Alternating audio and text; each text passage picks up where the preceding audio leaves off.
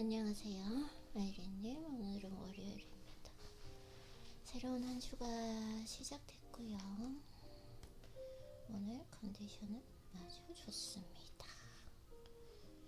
잠도 잘 자고 일어나고 컨디션도 좋고 책 읽고 할 일 하고 그리고 운동하고 오늘 하루 마무리하면 될 것 같습니다. 오늘 컨디션을 위해서 새로운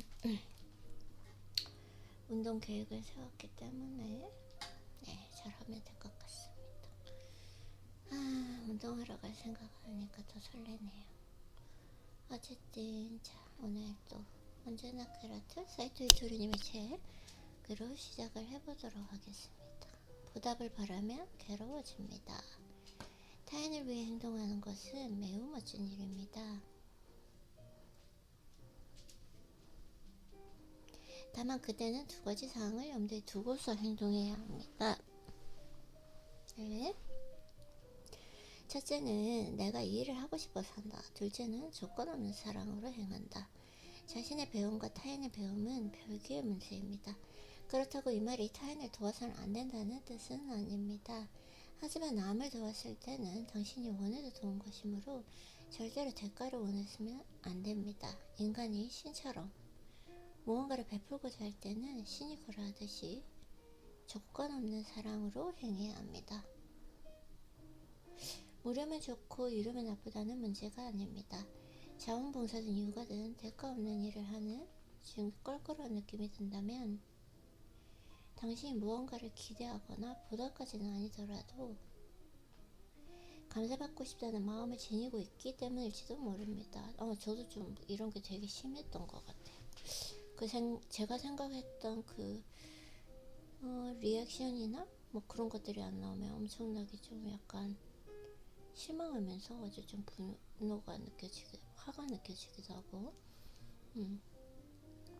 그래서 무언가 베풀 때는 그냥 내가 그때 그 순간 베푸는 그 순간 내가 좋아서 한 거 그것으로 되었다 라는 걸 생각하면 될 것 같습니다. 그래서 그럴 때는 진정으로 자신이 하고 싶은 일인지 조건 없는 사랑으로 행하고 있는 일인지를 다시 한번 확인해 볼 필요가 있습니다. 그래서 진정으로 내가 하고 싶으니 그때 내가 그 일을 할 때 즐거웠으면 됐다. 그때 즐거움 그걸 위해서 하는 거잖아요. 이거는 부모가 자식을 키울 때도 마찬가지인 것 같아요. 그 자녀를 키우면서 그때에 즐길 수 있는 즐거움 그걸 위해서 자녀를 양육하는 거지, 어떠한 뭐 효도를 바라고 뭐 어떠한 대가를 바라고 하면은 참 자녀도 힘들고 부모님도 힘들어지는 것 같습니다. 행동이란 목표나 문제에 대한 구체적인 대처입니다. 오케이. 만약 부부 사이에 문제가 발생했다면 혼자 꼭 참지 마세요. 예컨대 배우자에게 몹시 상처가 될 만한 말을 들었다며 다음날 마음을 진정시킨 후 어제 당신이 했던 이러저런 말 때문에 나는 몹시 상처받았어 라고 확실하게 말하면 됩니다. 이런 행동을 통해 나와 상대의 정신은 함께 성장할 수 있습니다. 그러니 나는 성장하고 싶으니까 잠자코 있을래 라고 생각해서는 안 됩니다. 그럴 경우 점점 상대와 멀어지며 언제가 인연이 끊어집니다. 물론 그것들 중에 배움입니다. 만약 서로 사이가 멀어졌는데도 인연이 끊어지지 않고 계속 같이 있다면 부인도 크게 배움을 얻지 못했다는 뜻이 됩니다. 왜냐하면 행동이 수반되지 않았으니까요. 자신의 생각을 상대에게 전달하는 방식을 배우고 실천하다 보면 결국 서로의 정신적 성장으로 이어진답니다. 화를 도우지 않고 말하는 법을 공유하고 행동하는 것이 정신적으로 성장하는 길입니다. 이렇게 말하는 방식부터 하나씩 개선을 거듭해 나가면 결과도 계속 바뀌게 됩니다. 맞아요. 내가 화를 돋우지 않고 내가 좀 이렇게 설득하는 나의 감정과 나의 의사를 우아하게 표현할 수 있는 거, 이것도 능력인 것 같습니다. 왜 이렇게 머리가 멍하죠? 네, 아직 지금 일어나서 독서부터 지금 금방 시작해서 아직 내가 워밍업이 되지 않은 것 같습니다. 또 그렇고. 네, 그래서 이렇게 말하는 방식부터 하나씩 개선을 거듭해 나가면 결과도 계속 바뀌게 됩니다. 만약 어떤 일이 처음부터 잘 풀린다면 지금까지 그 일과 관련된 다른 일을 통해서 당신도 모르게 개선을 거듭해온 덕분입니다. 네, 그래서 오늘 이렇게 사이토 이토루님의 책을 읽었고요. 사실 오늘 일어나자마자 마음이 급했습니다. 내가 그동안 여러가지 책을 읽으면서 세네카, 그 다음에 스토익 그 철학에 대해서 정말 많이 보게 되었는데 왜 아직도 세네카의 그 책을 하나도 안 읽었는지 모르겠어요. 어쨌든 그래서 오늘 아침에 일어나자마자 너무 읽고 싶어가지고, 자, 세네카의 행복론을 읽을까요? 아니면 세네카의 인생론을 읽을까요? 한번 보도록 하겠습니다. 세네카의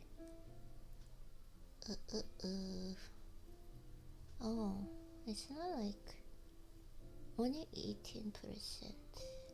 18%밖에 내 취향과 일치하지 않다고요? 왜요? 나 철학책 되게 좋아하는데. 행복론은 몇 퍼센트 일치하는지 한번 볼까요?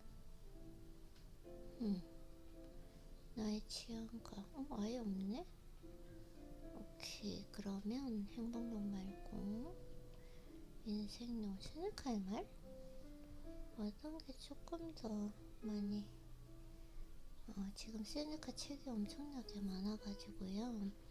생각보다 뭐 그렇게 베스트셀러는 아닌 것 같아요. 여러가지 책을 보니까. 세네카의 화 다스리기, 화 다스리기는 운동하면 돼요. 운동하고 책을 읽으면서 하면 되는데, 자, 그러면 이 책을 먼저 읽어보겠습니다. 세네카의 인생론. 재밌겠죠? 어떤 내용일지 되게 궁금한데,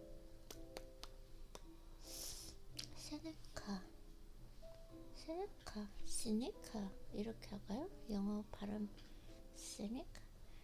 그 스펠링이 뭔지 몰라가지고 잘 모르긴 하겠는데, 자, 이제 전자책을 펴고 읽어보도록 하겠습니다. 오케이, 세네카의 인생론.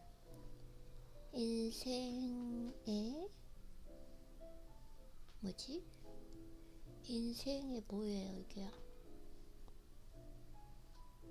인생의 발음과? 맞아요? 인생의 발음? 인생의 짧은 거. 크게가 안 되지? 마음의 평정에 대하여, 마음의 평정. 오케이, 자, 목차를 보도록 하겠습니다. 사양법만 잘 익히면 인생은 충분히 길다. 오케이. 순식간에 삶이 끝난다는 불평하는 사람들. 누구에게는 삶이 짧지만 누구에게는 충분히 길다. 수명의 짧음이 아니라 시간 낭비가 문제다. 맞죠? 인간의 수명을 짧게 타고난 것은 어디? 왜 자꾸 수명에 대해서 나오지? 오 마이 갓. 이 되게 스크린 센시티브한데? 오케이. 인생의 방향이 없다면 가짜 인생에 불과하다. 타고난 수명도 잘 하려면 충분히 길다. 운동하는 거? 스스로에게 만족할 수 없어 타인을 갈구하는 사람들. 자기 인생을 왜 쉽게 남의 손에 내어주는가. 이 책의 대강 뭘 얘기하는지 벌써 조금 알 것 같아요. 시간을 허투루 쓰지 않고 하루를 길게 쓰는 거. 그 다음에 인생을 살아가면서 나의 주체성, 나의 방향성을 나의 자유의지대로 가지고 있는 거. 오케이. 그간 스스로를 위해 쓰는 시간을 개선해보자. 평생 살 수 있는 것처럼 행동하지 마라. 인생을 마감할 순간에 새 삶을 시작하지 마라.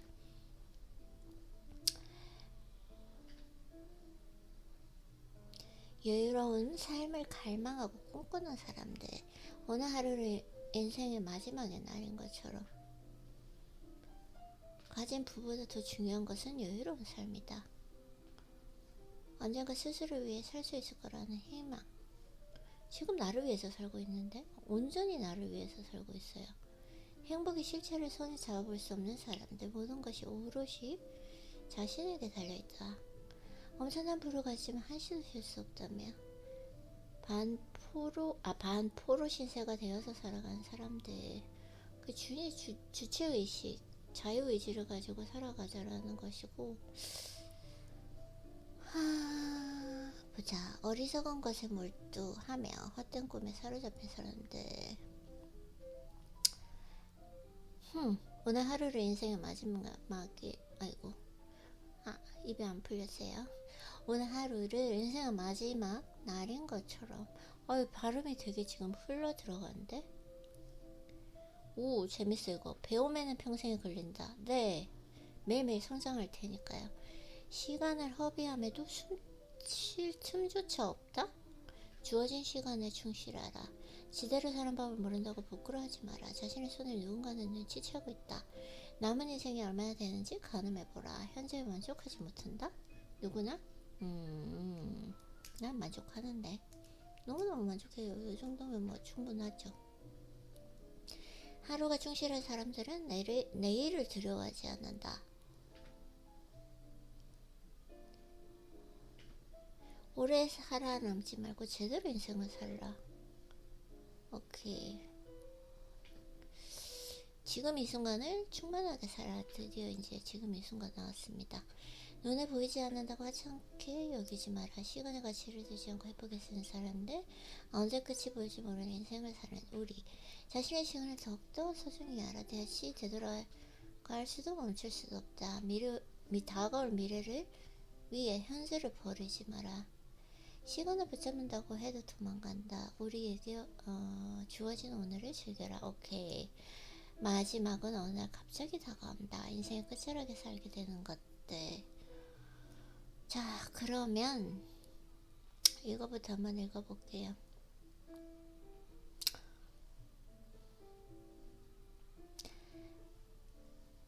우리에게 주어진 오늘을 즐겨라. 그 다음에 정신없이 사는 인간의 인생은 짧다. 정신없이 산다는 건 뭐가 잘못되어가고 있다는 증조예요. 이미 지나간 시간은 돌이킬 수 없다. 과거를 돌이켜보면 가오가 눈에 이게 진짜 오늘 입이 안 풀리네. 방해를 받지도 빼앗기지도 않는 시간. 그건 뭐냐? 내가 몰입하고 있는 것이냐 아니냐. 평온한 마음으로 시간을 쉬게 하라. 네, 현재의 시간은 쉴 틈 없이 움직인다. 인생은 짧지만 충분히 즐길 만큼 길다.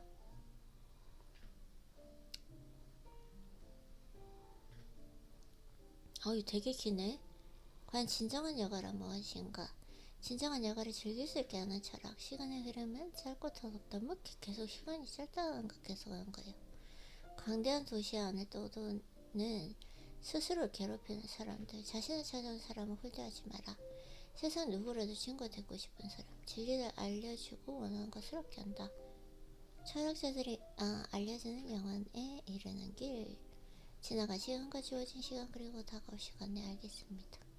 이제 그만하고 이거 읽어볼게요. 이제 책에 뭘 얘기하는지는 전반적으로 알 것 같아요. 우리에게 주어진 오늘을 즐겨라. 그리고 나서 뭐를 읽냐면 평온한 마음으로 시간을 쉬게 하라. 오케이. 우리에게 주어진 오늘을 오마이 갓. 이거 끝이에요?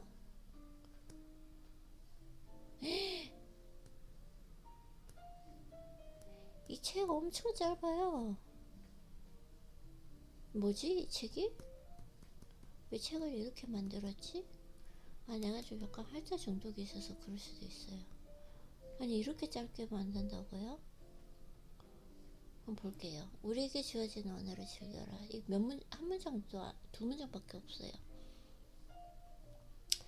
베르게리우스는 가장 빛나는 시절이라는 그 표현 대신 가장 빛나는 날이라고 하며 하루하루를 헛되이 보내는 인간들의 실수를 점잖게 지적합니다.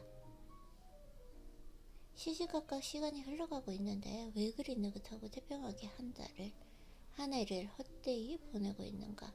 시인은 우리에게 주어진 하루, 지금 이 순간에도 저만치 달아나고 있는 오늘에 대해서 이야기하고 있습니다. 끝이에요?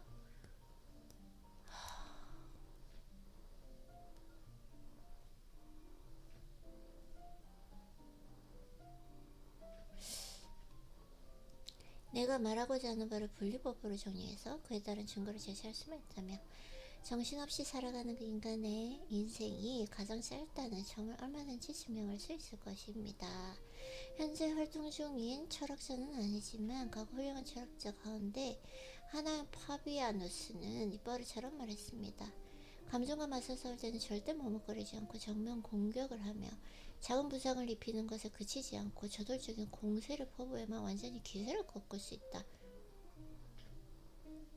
감정과 맞서 싸울 때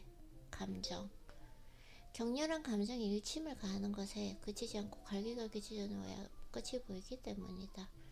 어떻게 갈기갈기 찢어놓는데요? 뭐 방법은 어떻게 하는 게 격렬하게 갈기갈기 찢어놓는 건데요?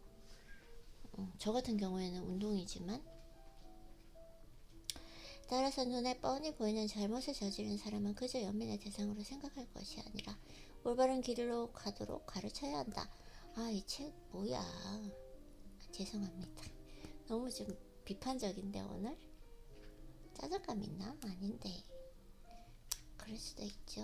그 책을 비판하면 안 될 것 같아요. 저자가 열심히 썼는데 아무리 좀 실망적이더라도. 방해를 받지도 빼앗기지도 않은 시간. 내가 몰입되어 있는가? 몰입이 죄송해요. 몰입. 자기가 어떤 얘기를 하는지. 오늘 아침 왜 이러지? 말이 왜 이렇게 어버버하죠? 일어난 지 얼마 안 돼서 그런가? 진짜? 네. 야망에 휩쓸려 무엇인가 소유를 애쓰고 오만하게 남을 경멸하고 절제하지 못하고 남을 이기려 들며 음흉한 마음으로 타인을 기만하고 털면스럽게 약탈을 있었고 도에 넘는 낭비를 한 적이 있다면 과거를 떠올리는 것이 두려울 수밖에 없습니다. 하지만 과거는 이미 봉해진 신성한 시간이며 우리에게 다가올 수 없는 온갖 우연을 넘어서 있고 운명의 여신이 소리나지 않는 곳에 존재합니다. 지나간 과거는 빈곤과 두려움 그리고 느닷없이 찾아오는 질병으로부터 안전합니다. 누구의 방해를 받을 수도 빼앗길 수 없는 시간이 동시에 위험할 거 하나 없이 온전히 지속되는 시간입니다. 현재 우리 앞에 주어진 시간은 하루하루 다가오고 있으며 찰나의 순간들이 이어집니다. 하지만 과거의 시간은 본인이 의지만 있다면 얼마든지 붙잡아 얼마든지 감상할 수 있습니다. 물론 분주하게 살아가는 이들은 그럴 시간조차 없되지만 과거를 이 책은 저랑 안 맞는 것 같아요. 기본적으로 안 맞아요. 과거를 굳이 생각할 필요가 없어요. 왜냐면은 지금 이 순간, 나에게 주어진 이 순간, 내가 통제 가능한 시간, 바꿀 수 있는 시간이잖아요. 그냥 헛되이 가만히 멍하게 보내는 것이 아니라, 그리고 어떤 두려움이나 불안한 감정으로 이 시간을 보내는 것이 아니라, 내가 원하는 것, 책을 읽으면서 지금 이 순간만이 통제 가능한 영역이기 때문에 이 순간을 즐겁게 보내는 것인데, 과거를 왜 생각하나요?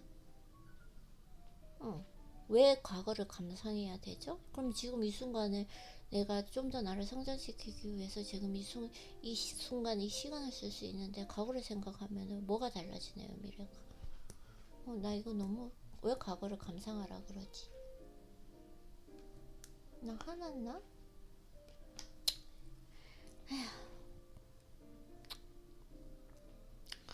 제가 조금 요즘에 짜증감이 좀 있습니다. 짜증감이 있어요.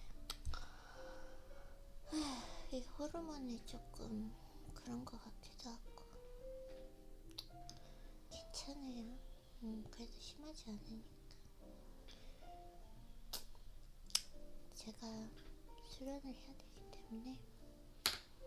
아이고, 왜 이러는 거예요 진짜. 나 짜증감이 있네. 뭔가 이렇게 배철우님의 책으로 읽고 세네카 생각보다 별로인 것 같아요. 이거 한번 읽어볼까요? 오케이.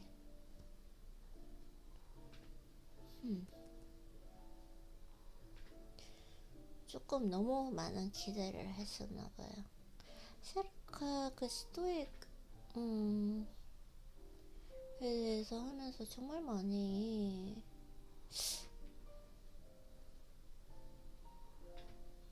뭐지? 이렇게 많이 책이 있다고요? 어떻게 자유로워질 것인가? 이거 재밌을 것 같아. 어떻게 분노를 다스릴 것인가?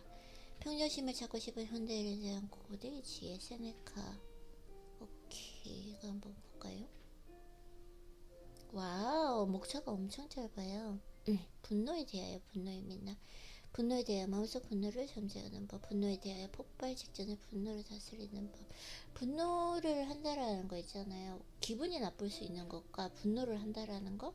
어떻게 보면은 어떤 똑같은 상황에서도 어떤 사람은 기분이 조금 나쁘고 어떤 사람은 크게 분노하는 사람이 있는데, 그건 뭐냐면 예전부터 자기가 가지고 온 습관이에요.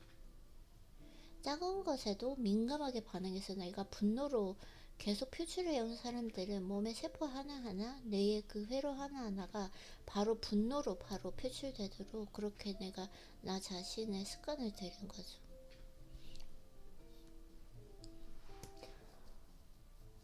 아이고야. 네, 벌써부터 제가 이렇게 딱 스킴을 해보면, 이 책은 제가 좋아하는 책이 아니에요.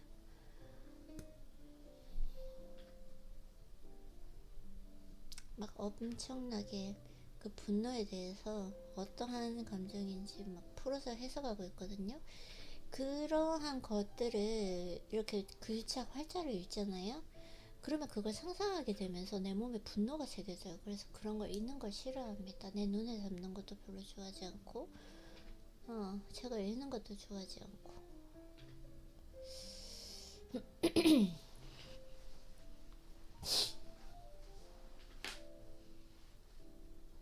너무 많이, 너무 이렇게 막 했다. 정신도 분노와 사람의 그 밖의 감정들에 사로잡히면 자신의 움직임을 제어할 수 없게 된다. 정신 자체의 중력과 아래를 향하는 악덕의 본성이 정신을 바닥으로 끌어당긴다. 분노, 흘려보낼 수 있는 거, 그것도 훈련이고, 분노라는 그 감정이 느꼈을 때 아무것도 안 하는 거, 그게 가장 좋아요. 뭐 격퇴해야 한다, 복수의 가장 큰 장애물이다, 감정으로 벌하지 말라.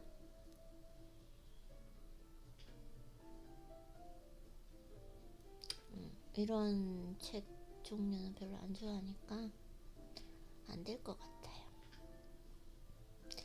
그러면 오늘 배철우님 다시 돌아가네요. 배철우님의 책을 읽어보도록 하겠습니다. 오늘 뭐 읽을까? 수련 읽을까? 시면 읽을까? 정적을 한번 읽어볼게요. 정적, 오래간만에. 아니야. 오늘 내가 수련을 읽고 싶어요. 수련. 뭔가 수련을 조금 해야 돼. 약간 조금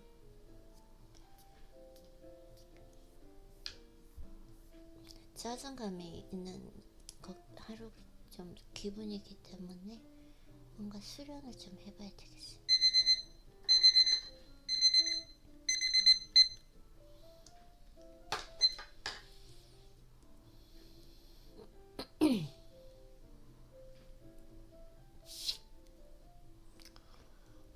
자신에게 몰입하지 못하는 병, 몰입.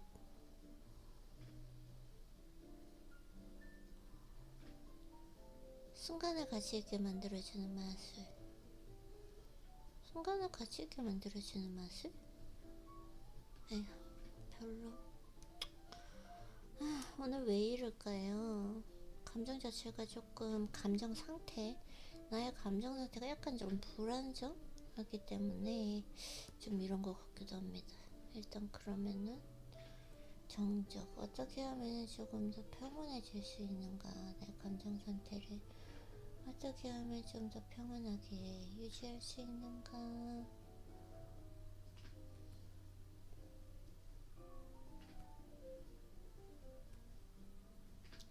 또 다운로드가 안 되네. 오, 됐다. 예, 정적. 전적도 솔직히 내용은 하나도 기억이 안 나는데 진짜 재밌게 읽었던 그 기억은 있어. 이 책을 이때 그 배철우님의 책을 다 읽으면서 진짜 행복했던 그때 그 기억이 있는데,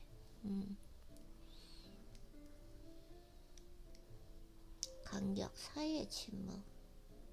명심, 심장에 새긴 생각, 의도, 내 마음의 지도, 사소. 시는 디테일 안에 있다. 스타일, 나를 정의하는 문법. 인과 지혜보다 지혜롭고 정의보다 정의로운 것. 밀감해볼까? 오, 나와 세상을 잇는 끈, 중심, 내성, 나를 보여주는 요새, 무위, 삶을 장악하는 원칙, 안정장치, 나만의 패는 무엇인가. 이거 한번 해볼게요. 아무도 모르게 갈아놓은 토끼날처럼 재밌을 것 같습니다. 나는 이른 아침 명상으로 하루를 시작합니다. 명상은 출발선상에서 신호탄을 기다리는 달리기 선수의 마음가짐이다. 저도 아침에 일어나면은 아침 모닝 루틴으로 시작을 해요. 첫 발을 유연하고 확실하게 딛기 위해서는 온몸에 힘을 빼고 청순과 함께 스프링처럼 튀어오를 만반의 준비를 취해야 합니다. 명상은 내가 오늘 반드시 해야 할 일과 굳이 하지 않아도 되는 일을 선명하게 구별하는 감별사다. 명상. 오케이. 내가 오늘 완수해야 할 일은 우선 나에게 감동적이어야 한다. 나에게 감동적이어야 한다. 나에게 감동적인 것이 내가 속한 공동체에도 감동적이기 때문입니다. 오늘 내가 해야 할 일은 내가 내 스스로를 감동적이어야 한다라는 거. 책을 읽는 이 순간도 감동적이죠. 어떻게 보면 심적으로 엄청나게 조금 불안정한데 뭔가 좀 짜증감이 있는데 그래도 계속 마음을 잡고 책을 읽고 있잖아요. 그냥 루틴을 위해서. 이것도 감동적인 거죠. 그 일은 미래 시점에서도 훌륭해야 한다. 이거 정말 중요한 거예요. 그래서 지금 항상 내가 생각하는 게 나의 인생의 철학이 지금 이 순간을 즐겨라잖아요. 그러면은 즐긴다는 것이 무엇인가라고 생각을 했을 때 내가 지금 이 시간을 보낼 때 즐거운 마음, 기쁜 마음, 행복한 마음으로 어떤 일을 하게 되는 것이고 지금 이 행동이 내가 10시간 후에 생각을 해봤을 때도 감동적이었을 때 훌륭하다고 생각할 때 훌륭하다 이게 좋네요. 제가 지금 배웠습니다. 왜냐면은 내가 만약에 그냥 어떤 드라마 유튜브를 봤어요. 그걸 즐길 수가 있잖아요. 그래서 지금 이 순간 즐길 수 있는 것이긴 하지만 10시간이 지났을 때 내가 오늘 드라마를 봤던 게 훌륭한가 라고 생각하는 것과 그리고 지금 내가 책을 읽었어. 그러면 어떻게든 훌륭하다고 생각이 분명히 들 거거든요. 하나라도 책을 읽으면서 배웠을 테니까요. 그래서 이게 정말 중요합니다. 그 일은 미래 시점에서도 훌륭해야 합니다.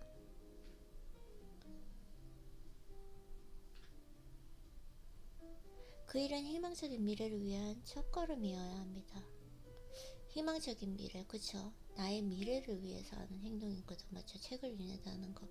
내가 좀 더 나 자신을 흠모하는 자신으로 만들고 성장한 나 자신으로 만들고 좀 더 나은 나 자신을 만들려니까 매일 이렇게 조금씩 성장하게 되면 미래는 얼마나 성장되어 있겠어요. 이 발걸음이 차곡차곡 쌓이면 나도 모르는 사이에 그 목적지에 도달해 있을 것이다. 참 위로가 돼요, 이런 글이. 내가 책을 읽고 있는 거, 책을 읽으면서 나 자신을 성찰하는 거, 그리고 생각을 하는 거, 그리고 입으로 읽으면서 눈으로만 읽는 것이 아니라 입으로 읽으면서 내 목소리를 들으면서 내 목소리를 조금 더 그리고 발성을 위해서 목소리를 위해서 이렇게 훈련하는 거, 이런 것들이 차고차고 쌓이면 나도 모르는 사이에 그 목적지에 도달해 있을 것이다.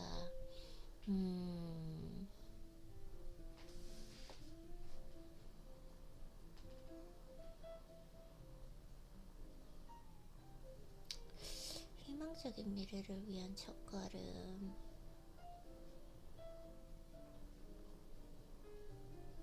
좋아요. 독서노트 해야지. 기분이 좀 나아졌어요. 제 짜증감이 있었는데 이렇게 좋은 글을 읽으면 기분이 너무너무 좋고 안정적입니다. 도달해 있을 것이다.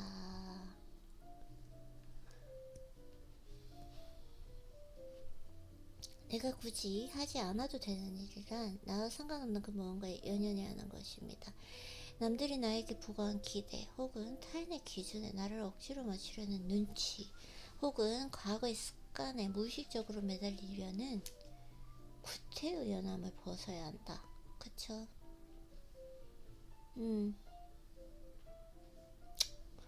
맞아요.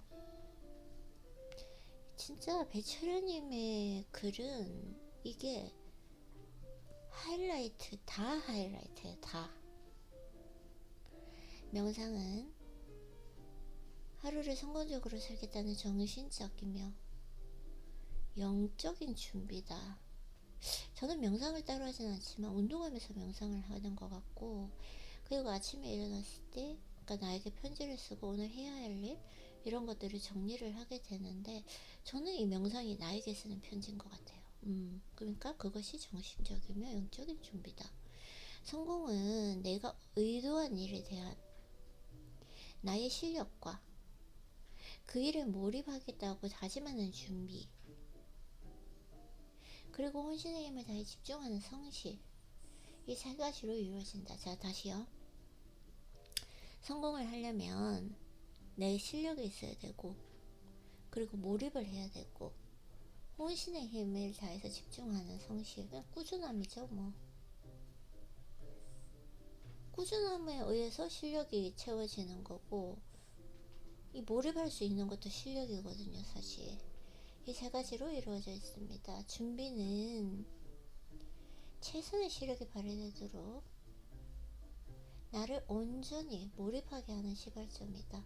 사실 내가 하루를 돌아봤을 때 오늘 하루 진짜 잘 보냈어 라고 하는 건 양적으로 어떤 내가 몇 시간의 책을 읽었나 몇 시간의 책을 읽었나 이것이 중요한 것이 아니라, 책을 읽으면서 내가 몰입의 상태로 빠졌는가 빠지지 않았는가, 그리고 운동할 때 내가 몰입의 상태로 빠졌는가 빠지지 못했는가, 그걸 항상 좀 보게 되거든요.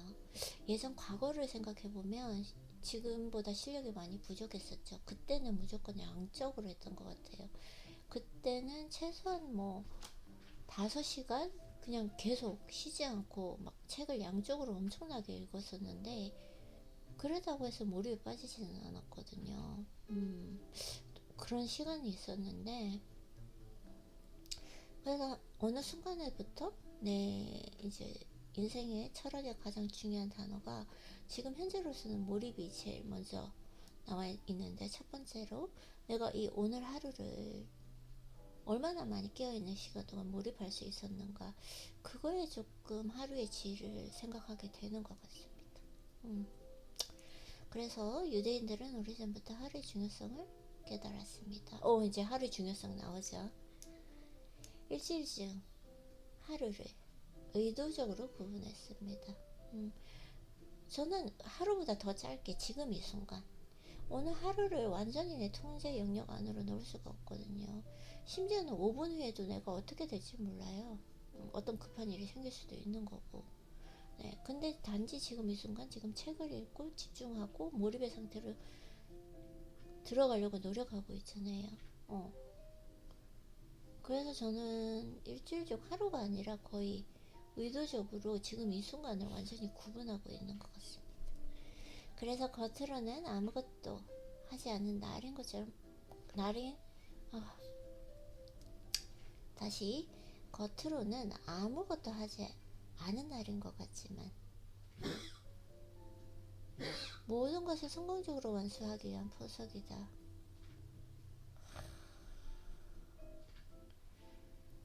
우리는 그런 일기를 거룩이라고 부른다. 거룩. 어떻게 이런 글을 쓰실 수가 있을까?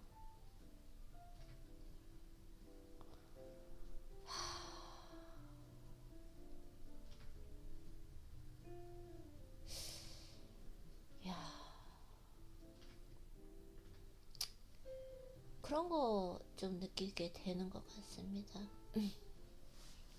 하루의 루틴이 있는데 하루 루틴을 아주 크게 보자면 책을 읽고 독서노트를 하고 나에게 편지를 쓰고 어디 있었던 일 성찰하고 컨디션 관리하고 이런 것들을 하다가 집 정리하고 운동 갔다 오고 이러면 사실 하루가 뭐 그리고 이제 저녁에는 쉬면서 이제 관리를 하고 셀프 케어 다 하거든요. 그럼 하루가 사실은 꽉 차 있어요. 바빠요. 다른 걸 생각할 겨를조차 없는데 어느 날은 문득문득 이런 생각이 드는 거죠. 내가 지금 잘하고 있는 건가? 뭘 하고 있지? 매일 똑같은 이 하루 뭘 하고 있지? 라고 생각했는데 겉으로는 지금 어떻게 그걸 표현을 해주셨냐면 겉으로는 아무것도 하지 않는 날인 것 같지만 모든 것을 성공적으로 완수하기 위한 보석이다. 사실은 이것이 성공으로 가는 길이다 라고 내가 좀 위로를 받는 게 뭐냐면 성공한 사람들에게 도대체 성공의 비결이 뭐냐 다 물어봤을 때 잘 모르겠어요. 첫 번째는 운이 좋았어요 라고 모두 대답을 하시고 모두라고는 알지만 모두라고 하는데 할 수 없을 것 같아요. 거의 다 내가 지금까지 봤던 모든 성공하신 분들은 운이 좋았다 라고 얘기를 하시고 두 번째 글쎄요 하루하루 좀 열심히 산 것밖에 없어요 이렇게 대답을 하신단 말이죠. 근데 이걸 정말 아름답게 글로 표현해 주셨어요. 이게 진짜 예술이 아니고 뭘까요? 이 문장이 너무 아름다워요. 겉으로는 아무것도 하지 않은 날인 것처럼 같이 왜 이렇게 다시 겉으로는 아무것도 하지 않은 날인 것 같지만 모든 것을 성공적으로 완수하기 위한 포석이다. 우리는 그런 행위를 거룩이라고 부른다. 거룩한 하루를 만든다. 거룩. 여기에 거룩이라는 단어를 썼다는 게 거룩. 오늘 나는 거룩한 하루를 보냈는가?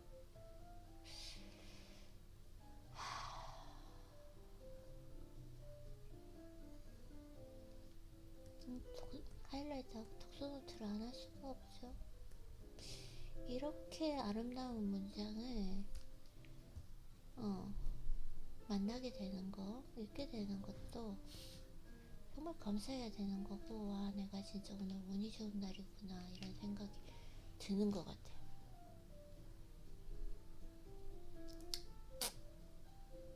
자, 그러면은 거룩이란 무엇인지 이제 설명을 해주십니다. 되게 진짜 설레요. 거룩이란 일상의 해이한 생각과 말, 그리고 행동이, 아이고, 아파. 잠깐만요. 제 다리 마사지 하고 있는데 뜨거워요. 이 중요한 순간에 다시 거룩이란 일상의 해이한 생각과 말 그리고 행동이 침범하지 못하도록 견고한 울타리를 치는 것이다. 저는 이걸 몰입이라고 생각해요. 몰입되어 있는 순간에는 쓸데없는 하찮은 사소한 생각들이나 걱정, 기억들이 들어올 틈이 없거든요. 그래서 거룩이라는 건 제가 생각할 때는 내가 얼마나 몰입할 수 있는가. 몰입할 때만 그런 겨를이 없어요. 아예 그냥.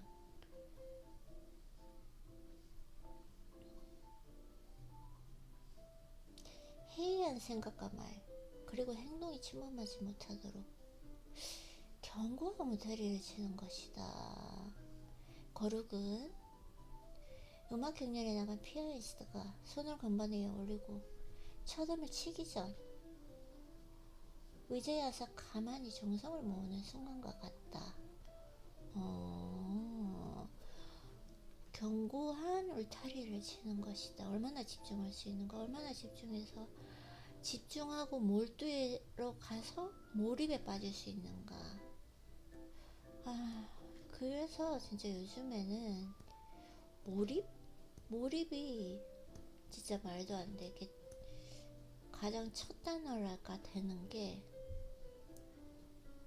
깨어있을 동안 얼마나 몰입할 수 있는가. 내가 오늘 완수해야 할 일은 우선 나에게 감동적이어야 한다. 그쵸? 이 발걸음이 차곡차곡 쌓이면 나도 모르는 사이 그 목적지에 도달해 있을 것이다. 자, 그러면 이제 거룩에 대해서 한자 풀이를 해주시거든요. 한자 풀이하는 거 별로 좋아하진 않은데 그래도 한번 읽어보겠습니다. 오마이갓, 스토익 또 나왔어요. 스토아 철학자. 오케이. 일단은 거룩에 대해서 한번 알아보도록 하겠습니다. 거룩을 의미하는 한자 성은 나의 귀로 마음속 깊은 곳에서 은밀히 들리는 소리를 포착해 그 일을 완수하겠노라 입으로 말하고 그것을 하늘과 땅을 하나로 만들 만큼 정성을 다해 애쓰는 신비한 합일이다.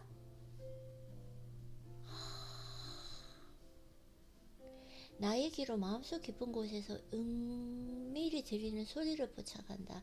이거는 내 내면의 소리를 들으려고 항상 나와 대화하는 것이고요. 그리고 그 일을 완수하겠노라 입으로 말하고, 그래서 이제 입으로 말을 하잖아요. 글로 쓰는 것뿐만 아니라 편지를 보내죠. 그래서 그것을 하늘과 땅을 하나로 만들 만큼 정성을 다해 애쓰는 신비한 합일이다. 그래서 하늘과 땅을 하나로, 그래서 그 내가 원하는 것과 연결이 될 수 있도록 매일매일 정성을 다하는 것, 그 애쓰는 신비한 합일이라고 하십니다. 거룩이라는 단어가.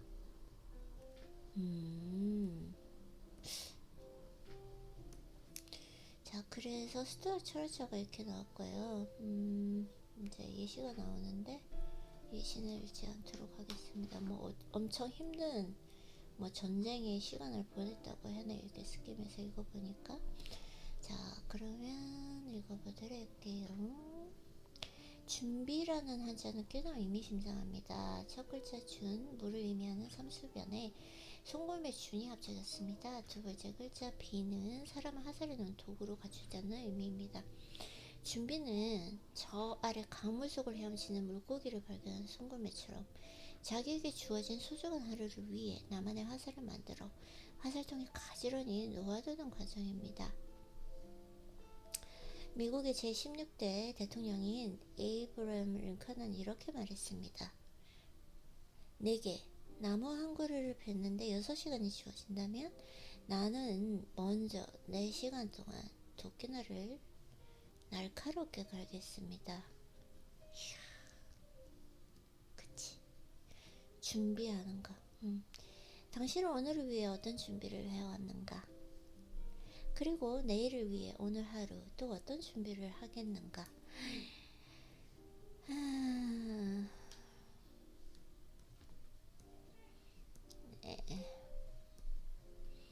이것도 독서노트 하고요.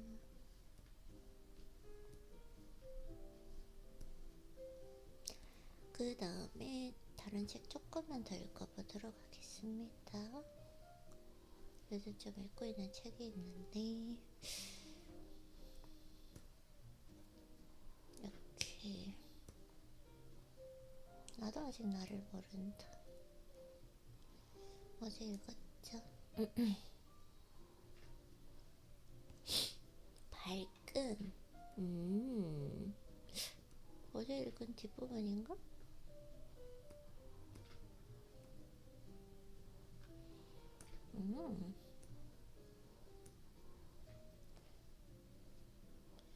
네, 뭐 심리치료를 하는 어떤 그 말투에 대해서 심리치료를 하고 이런 것들의 표현을 어떻게 하는지 예시가 나와 있습니다.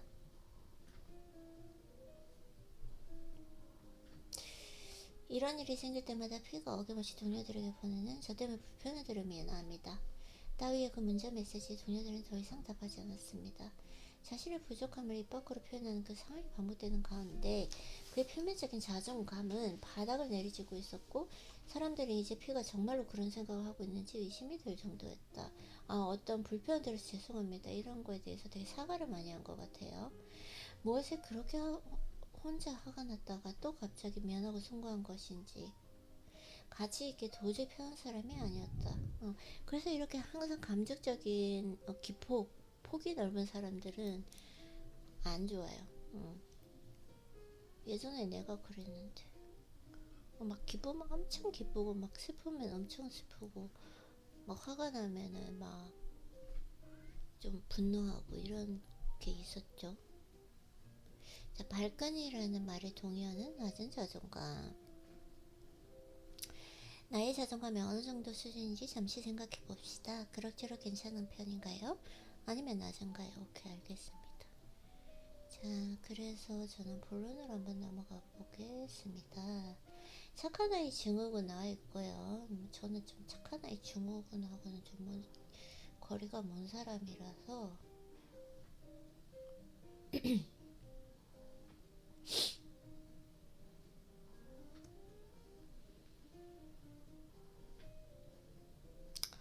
그래서 이들은 결정적인 순간에 실제로 몸 어딘가 아프거나 뭔가 마음에 들지 않는다면 중도의 일을 포기한다. 아, 착한 아이 노릇을 하고 싶지 않다는 생각에 또 내가 이렇게까지 했는데 저 사람 뭐지? 뭐 이렇게 한다고 합니다. 네. 그래서 이런 반대로 자신의 낮은 자존감에 뭔가를 덕지덕지 붙여서 지나치게 보상하는 전략을 택하는 경우도 있다. 네. 그래서 자존감이 낮아 보이는 사람과 낮은 자존감을 과잉 고생한 사람 모두 뜬금없는 지점에서 분노나 경쟁심을 드러낼 수가 있습니다. 타인의 결점이나 실수에 발끈함에 불가치화를 낸다든지 미성숙이죠. 미성숙. 우린 이걸 인격이라고 불러요. 실제로 그렇게까지 큰일이 아닌데도 타인을 험하게 비난합니다. 자식의 자존감이나 존재 이유에 대해서 위협이 감지되면 주변 사람들이 당황할 정도로 선제적인 공격을 시도합니다. 하여튼 그래서 이렇게 감정의 폭이 넓은 건 좋지 않아요. 항상 평온하고 그걸 우리는 이제 심적으로 안정된 사람이다라고 하니까요. 그래서 뭐 어떻게 아니 뭐 짜증감 있어서 좀 아이디님 짜증 내지 말고 읽어요. 안 읽으면 되잖아요. 싫으면 짜증 내지 말고 읽으시라고요. 저자님도 어렵게 쓴 책인데. 네, 그래서 네, 이 짜증 이렇게 내는 것도 습관이야, 습관. 네, 그래서 자, 본론을 찾아서 읽어보도록 하겠습니다. 지금 내현적 자존감, 이제 그 프로이드의 뭐 여러 가지 심리학적 용어를 대상으로 해서 막 하고 있습니다.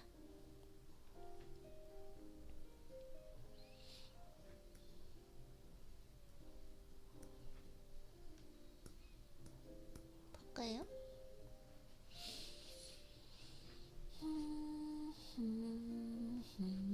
자, 결론은 본인의 자존감이 어딘가 잘못되어 갖고 있다고 느끼는 사람들은 단순히 자존감이 높낮이를 파악해서는 문제를 해결할 수 없다는 것입니다. 언뜻 드높은 자존감을 표출하고 있는 것처럼 보여도 실제로는 내면의 자존감이 만성적으로 취약해져 불안정하게 표류하고 있을지도 모릅니다. 또 표면적으로는 엉망으로 낮은 자존감을 드러내면서도 속으로는 한껏 높은 자기 과대감으로 타인에 대한 분노감이 높아져 있을 수도 있다. 그래서 어떻게 하라는 거죠? 내내 활동성을 포함해 여러 측면에서 외현적 자존감과 내현적 자존감이 각기 다른 형태를 작동하고 뇌의 다양한 영역에서 뻑자 소리를 내기 시작할 때 하나로 통합되지 못한 그 산만한 마음의 조각들은 우리의 효율적인 대처 능력을 떨어뜨린다. 아이고, 없네요. 결론은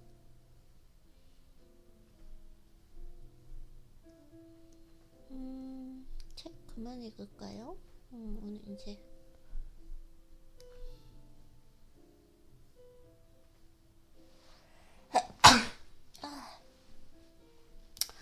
아이고, 한번 읽어보도록 하겠습니다. 결론입니다. 내연적 자존감이 낮지만 외연적 자존감이 높아서 다른 사람 눈에 굉장한 일을 해온 듯 보이는 취약한 자존감 유형은 내면의 분노감을 숨긴 채로 타인에게 관대한 척하며 살아갑니다. 그러다 타인의 중립적인 행동이나 말이 자신을 흔들으려는 의도를 품고 있다는 근거 없는 의심에 꽂히면 즉시 반격을 시작합니다. 반격은 언제나 지나치거나 얼토당치도 하지도 않아서 뒤늦은 후회를 불러오는 일도 반복합니다.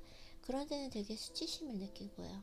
사실 그래서 이렇게 생각을 해보면 타인의 말에 일희일비한다라는 거 그만큼 내 심적 상태가 내 자아가 견고하지 않다라는 뜻이거든요. 예전에 저도 그랬던 적이 있었던 거, 그랬었어요. 막 친구들이랑 얘기를 하고 집에서 계속 곱씹는 거. 결국은 이게 습관이더라고요. 이게 하루에 있었던 일, 했던 말들을 파노라마처럼 계속 돌려보는 거, 생각하는 거. 생각을 해보면 예전에는 시간이 좀 많이 있다 보니까 그 시간에 그런 걸 했던 것 같아요. 지금도 마찬가지로 내가 내 루틴을 하지 않는 시간이 만약에 있다면, 시간적 여유가 있다면 그런 쓸데없는 행동들을 하더라고요. 음. 그래서 다시 또 한번 그 다음 부분 읽어보도록 하겠습니다. 그래서 이때 수치심은 연쇄적으로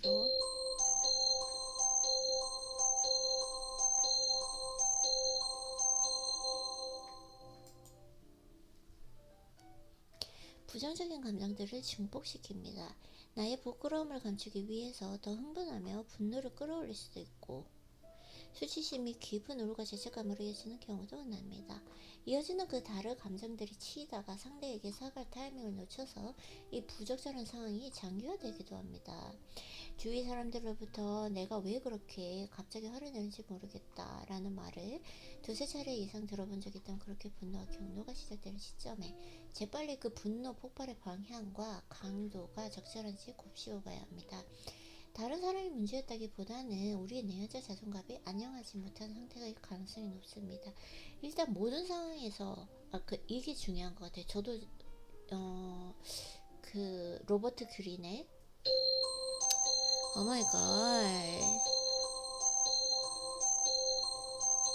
This is shallow.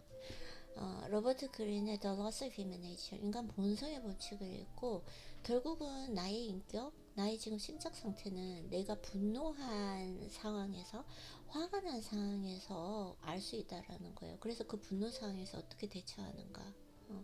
어쨌든 내가 아무리 화가 났다고 해서, 화가 났을 때 그 반응하는 것이 미성숙한 거는 분노를 표출하는 거. 그렇지만 항상 침착하고 여유하고 흥분하지 않고 차분하게 내 그 상황을 잘 마무리하는 거, 이게 결국은 답이다라는 거죠. 그래서 1년을 되돌아봤을 때 내가 분노를 한 상황이 있었나 없었나를 살펴보면은 내 심적 상태라든가 내 인격을 알 수 있다라는 거, 좀 그렇게 생각하게 된 것 같습니다. 저도 그 정말 제가 좋아하는 책 The Loss of Human Nature, 그걸 읽고요. 그래서 그걸 말씀해 주시는 거예요. 갑자기 화를 내는 거, 결국은 이게 감정적으로 반응을 했다라는 거잖아요.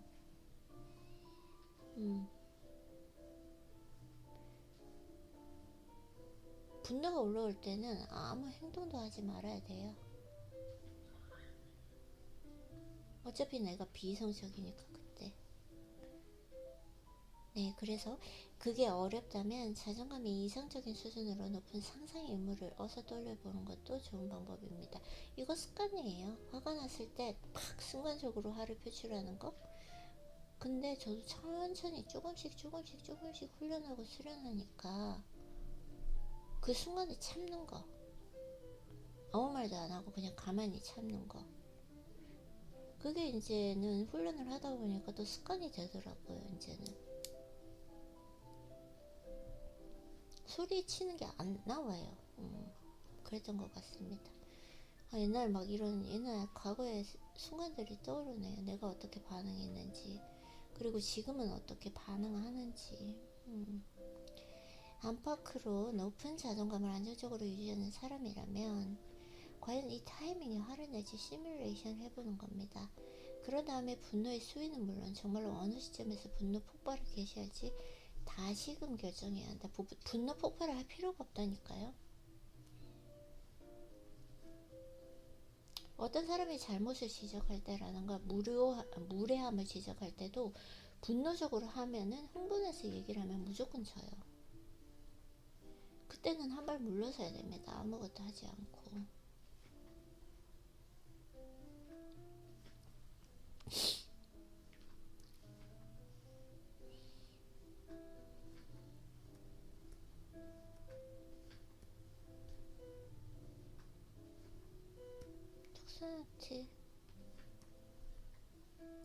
아주 힘든 일이겠죠. 그래도 끊임없이 연습해야 합니다. 습관적으로 날카로운 방어 태세가 올라오는 그 패턴이 고착되면 습관이라니까요. 맞아요.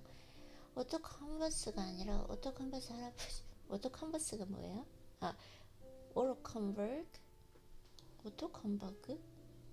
할아버지라도 우리를 구하지 못합니다. 습관이에요, 습관.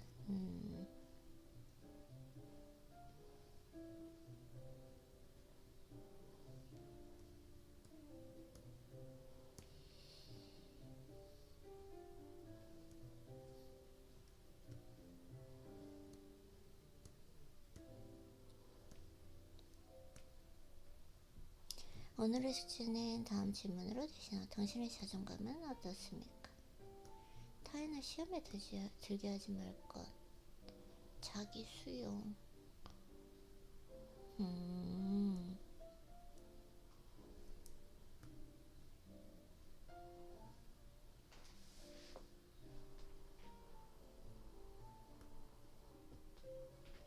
나는 왜 나를 가만히 놔두지 못할까? 왜 가만히 놔두지 못할까? 누군가의 무신경한 말이 순간적으로 바닥으로 곤두박질 치는, 이거 한번 볼게요. 이게 되게 중요한 부분인 것 같습니다. 오케이. 그러니 이렇게 생각해 봅시다. 우리 뇌는 본래 조금도 쉬지 않고 움직이게끔 만들어져 있습니다. 맞아요. 우리 뇌는 그래요. 자기 지각 및 사회적 관계에 관한 일에는 더욱 그렇습니다. 이렇게까지 나와 타인을 의식하게 되어 있는 것이 당연합니다. 나는 왜 좀처럼 나를 쉬게 되지 않을까 싶은 생각이 든다면 이건 DMN이 에고가 잘 작동하고 있다는 증거일 수 있습니다. 인간은 무엇인가를 계속 생각하거나 상상하게 되어 있어요. 그래서 불의의 사건들로 마음이 취약해져 있을 때 내 모습을 의식하고 타인을 지나치게 신경쓰는 마음 상태에 낮은 자존감이라는 이름을 붙이고 스스로 고통스러워할 수도 있겠지만 꼭 그래야만 할까요? 우리는 본래 외부의 시선을 의식하고 자신이 타인에게 어떻게 보이는지에 관심을 기울이도록 프로그래밍 되어 있습니다. 그 많은 일을 겪으면서도 싫은 소리 듣고 싶지 않아서, 타인에게 패기치고 싶지 않아서 홀로 최선을 다해왔던 자신을 자존감이 낮아 눈치를 많이 보는 사람으로 설명하지 않았으면 좋겠습니다. 누군가의 무신경한 말에 순식간에 바닥으로 곤두박질 치는 자아상을 가지고 있을지언정 적어도 우리는 밖으로 보이는 그 모습만큼은 자신감에 차있는 모습이기를 바랍니다. 그게 설령 가짜 자존감, 껍데기뿐인 자신감이라 할지라도 우리는 타인에게 기꺼이 도움을 주고 자기 말에 책임을 지는 사람, 누군가에게 그럴듯한 모델이 되는 사람이기를 간절히 바랍니다. 이제 이렇게 물어볼게요. 그게 어때서요? 이런 노력은 사실 우리가 현실 세계를 넘어서서 함부로 달려나가지 못하게끔 스스로를 단단히 붙잡아주는 역할을 합니다. 환경과 나와 타인이, 그리고 내 의식과 전의식과 무의식이 그릇대로 만족하며 지낼 수 있도록 살펴주는 안전망인 것입니다. 그건 당신의 여러 기능 중 하나이며 당신의 수많은 조각들 중 어쩌면 당신을 지금까지 참 열심히도 살게 했던 조각일 것입니다.